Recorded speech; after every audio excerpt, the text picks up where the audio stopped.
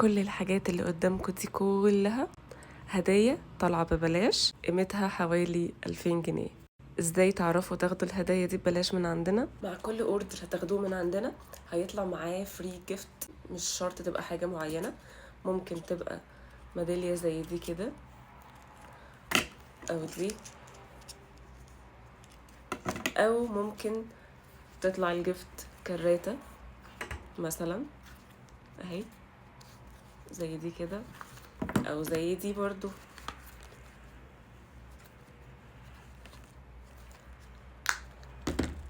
او ممكن محفظة للمفاتيح زي كده. الهدايا عندنا متنوعة مختلفة.